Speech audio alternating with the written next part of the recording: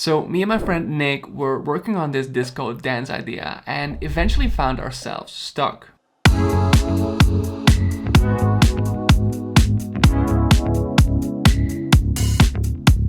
After playing back this loop over and over, it was clear that we liked the idea, but we really didn't know how to finish it. We had just hit writer's block. If we wanted the result of this track to change drastically, we would have to take some drastic measures. So we tried a couple of things. The first thing we did was wait. We literally took a step away for a couple of days, not thinking about the idea, and we told ourselves, let's only return to it once it feels right again. And this turned out to be a great decision. I've been making music for over 12 years now, and if there's one thing I learned, is that you can't always force an idea to come to fruition. Sometimes it'll work if you keep pushing, but most times it's only going to result in frustration. And frustration isn't the best catalyst for creative outcomes. So we let the idea rest, and after a few days, as I was taking a cold shower, I suddenly got an epiphany. We should step away from the disco dance aspects and go a completely different direction. So I grabbed my rope, ran back to my studio, reopened the project, saved it as a new version because I didn't want to overwrite the old idea, otherwise I wouldn't have been able to show it to you guys today, and I started trying some things. First and foremost, I felt the tempo needed to be much faster, so I increased it to 140 and checked that out.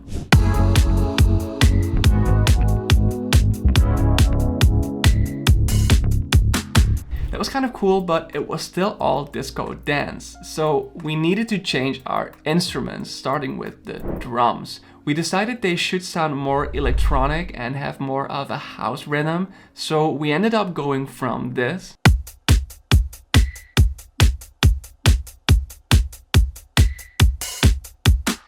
to this.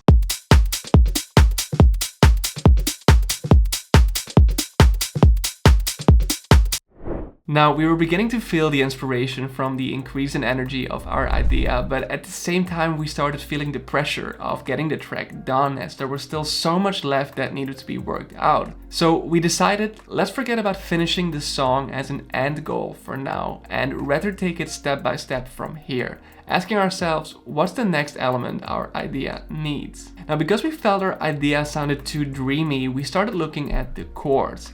We wanted to go for something more organic and energetic, so we thought a piano might work. We replaced our dreamy synth with an instance of The Giant in Contact and added a grand piano from Keyscape as a body layer, which together sounded like this.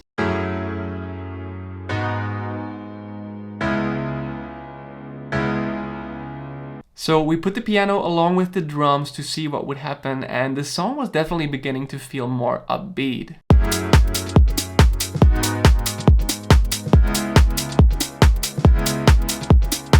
After this small success, we wanted to continue to build on that feeling. So we opened up Splice to see if there were any vocals that could spice up the energy even more. And only after a couple of minutes we came across this sample which we felt had a really catchy phrase and rhythm that could match well with the chords and drums. All I ever wanted was you. We dropped the vocal into the project, adjusted the tempo to match the instrumental, and increased the pitch by 2 semitones. And here's what that all sounds like. All I ever wanted.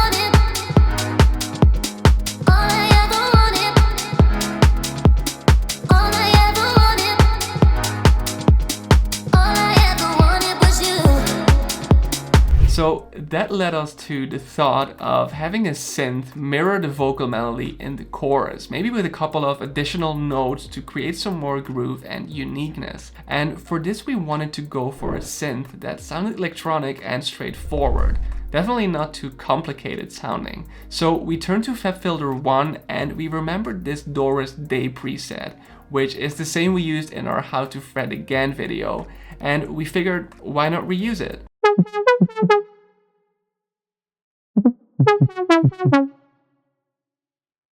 So this sounded cool, but there was definitely a lot of space in between the pockets of the melody. So after some brainstorming, we decided to fill that up with reverb.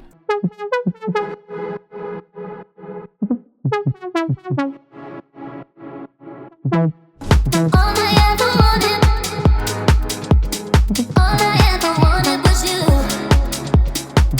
Now, the only thing missing from this was a killer electronic bass line. So if you remember from our initial disco dance idea, the bass line was a bit too static and honestly sounded slightly boring. So we started messing with the pattern, drawing in this much faster paced rhythm to accompany the increased tempo and energy of our song, as well as adding a ton of sidechaining. And while this sounded much more energetic already, we still felt the sound of the bass lacked some character. So we replaced it with Boo Bass, which is actually a free bass guitar emulation from FL Studio, and that sounded like this.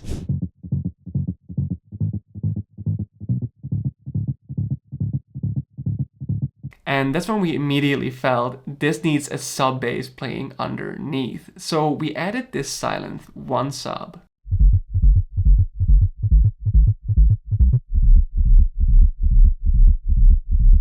And as we were recycling some of the elements from our Fred Again song anyway, we also decided to add these little pumping chord stabs, which make for some cool ear candy.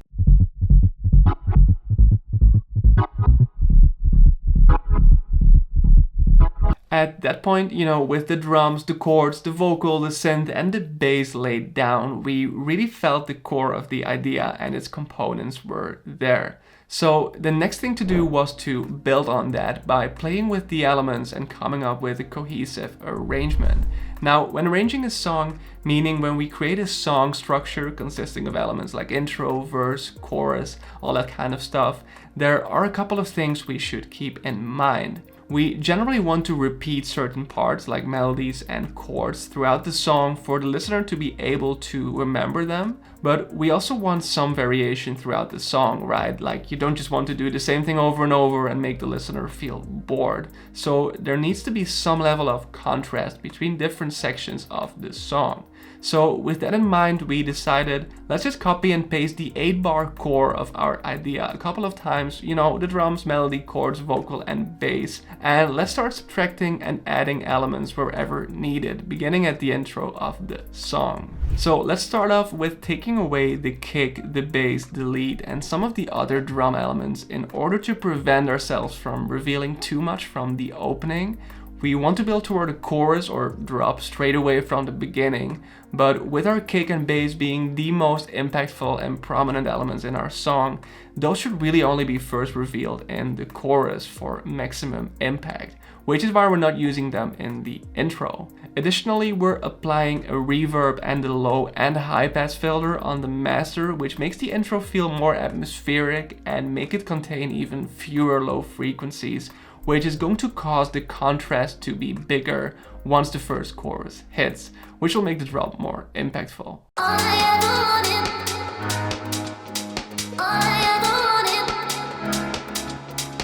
Now we're keeping some of the drum elements though to immediately introduce the swing and groove, which yields high energy from the get-go. And after 8 bars, which is the first point where we'll either have to add or subtract something to keep things interesting, we're going to add in the lead, gradually opening up from a low pass filter so it's not just suddenly introduced.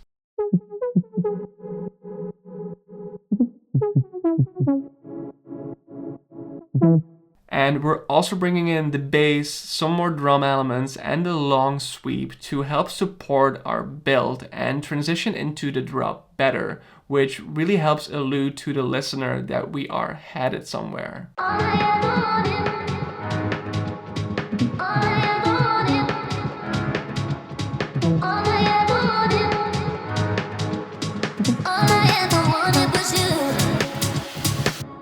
But rather than making all the instruments in this section play for the full 8-bar length, we're going to drop everything except the vocal after 6 bars as a final build to the first drop. And this, especially through the addition of these short sweeps and this little fill over here, is really going to make the drop hit a lot harder. All I ever wanted was you.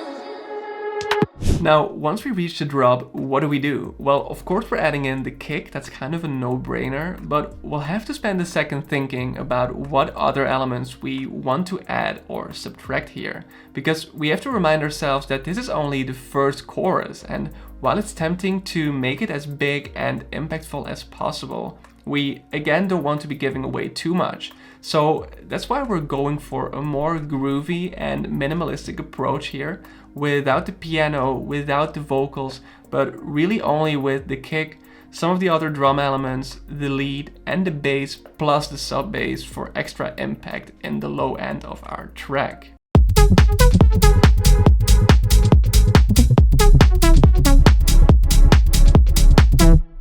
And to make sure the first 8 bars of the drop remain interesting, we're also adding the pumping chords that play in the background between the open pockets of our lead, which then dissipate once the melody of our lead kicks back in.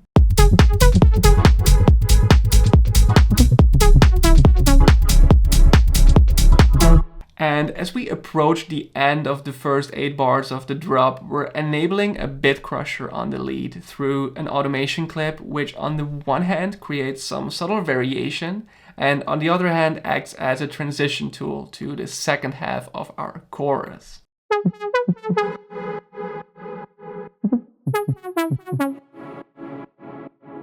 Now for the second half, we're performing a bit of addition by introducing some familiar as well as some new elements. Most excitingly, we're adding back our piano, and to create some tension, we're taking away the kick, but we're adding the vocal during the first 2 bars, which sounds like this. And through the addition of all these elements, including this downlifter after 2 bars, we really kind of hit our first euphoric or more climactic moment.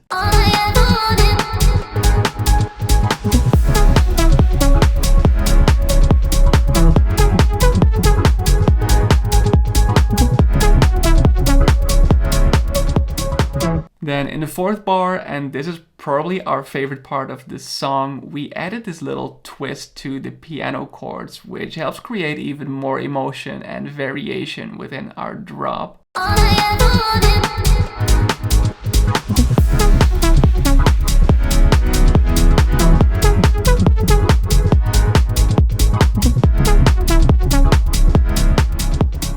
Additionally, we're adding in 2 more leads with this glitchy and pokey sound, and these are playing a slightly different rhythm, which help our drop overall pick up more steam and speed.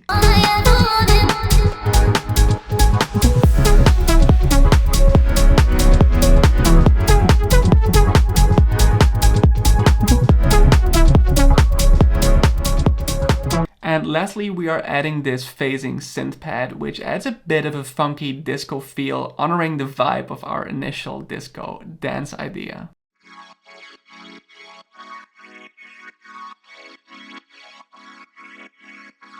So overall, by initially subtracting a good portion of elements from the intro, as well as our chorus starting off more minimally, we allow the opportunity for our additions to make themselves more impactful, which is especially obvious during the second part of the chorus we just discussed.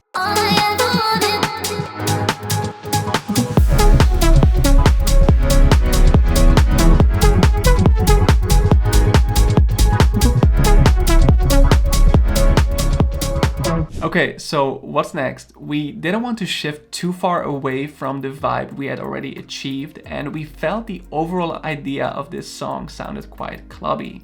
So we thought, why not have the next 8 bars kind of like a post-chorus section, carry on the energy, but simulating that outside the club effect for some contrast. So that's what we did. We're stripping away a majority of the drums and only keeping the kick.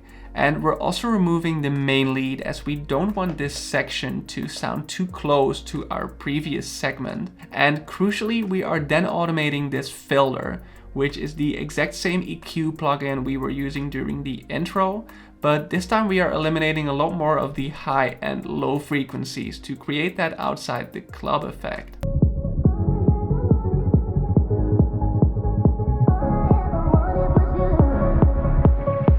And this is happening for 8 bars, but gradually the filter is becoming less and less pronounced, allowing more and more high and low frequencies to come through as we're heading to a bit of a cool down section.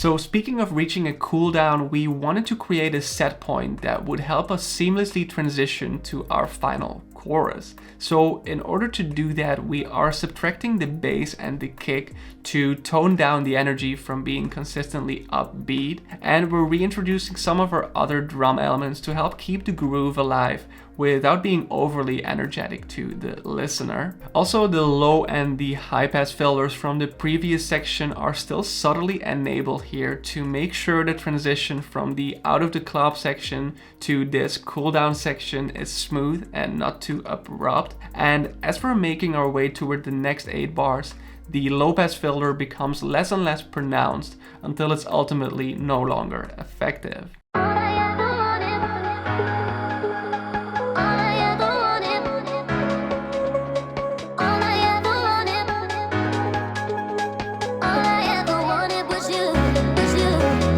So once our low pass completes, we're adding back in our pumping chords for some ear candy.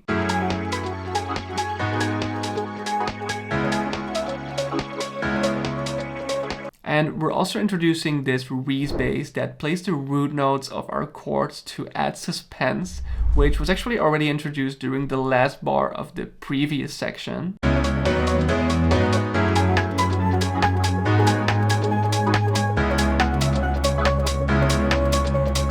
And in this section, the goal is really to build toward a final climax. So there's a couple of things we do to create a suspenseful build. Besides the introduction of the Reese bass, we are looping our vocal every 2 beats.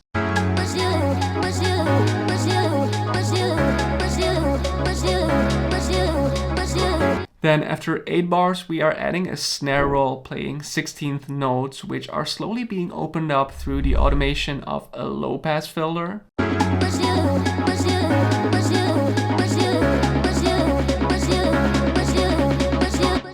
And similarly, we're opening up the filter on our Reese bass during this part through an automation clip.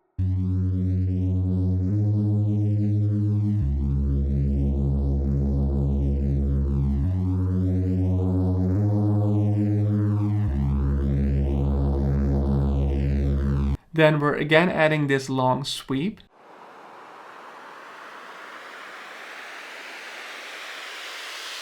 And we're automating this free Endless Smile emulation plugin made by Frank Pohl, which is adding both a high pass and a low pass filter across the board that's getting increasingly more intense.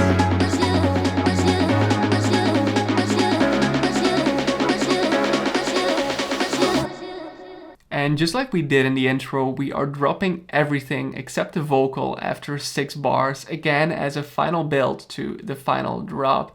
And again, we're adding our little fill and sweeps to help complement this final build. All I ever wanted was you. So then we're arriving at the second and final chorus, which should have some variation in contrast of our first chorus. And to achieve this, we only have our kick and lead playing, along with a completely new element, which is this rave bass. Now the rave bass is being sidechained heavily to create the energetic pumping effect we hear. And along with the introduction of this sidechained white noise exhaust sample, the bass really creates a cool variation during the first 2 bars of the final chorus. And during these 2 bars, we're gradually transitioning to the more complete version of our chorus. And we perform this transition through the use of this snippet of our previously used snare roll, as well as this short sweep and the reintroduction of our drum elements and lead at the 8th beat of our chorus, right before we jump into the remaining 6 bars of this drop section. So after these first 2 bars, we are adding all of the rest of our elements back in, our chords, the leads, the phasing synth pad, which creates an immediate positive shift in energy and excitement.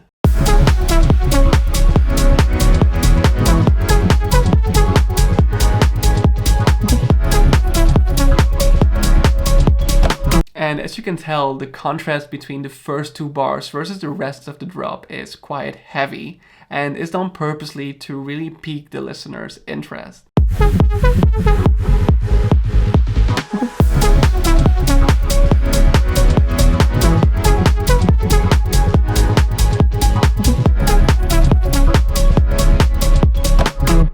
Okay, so because this is our final drop and because we've basically already given away all of the key elements of our song, there's really only one unused element left to add to the next 8 bars, which is the vocal sample. All I ever wanted.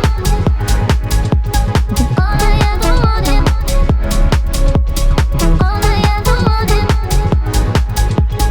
All I ever wanted was you. And to create another subtle variation during the second part of our final chorus, we are making a slight adjustment to the notes played by our phasing synth pad by adding these high notes on top.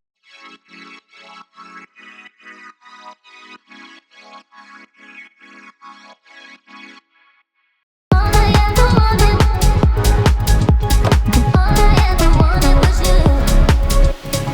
Which gives off a bit more of a concluding feel, like they kind of tell you that we're nearing the end of the song, which we are indeed.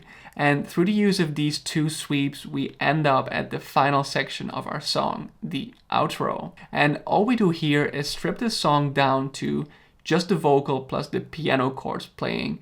And to make this part feel more intimate, we have our chords playing on this soft piano from Keyscape, with some additional top notes added to strike emotion and give off the impression that we are approaching the end of the song.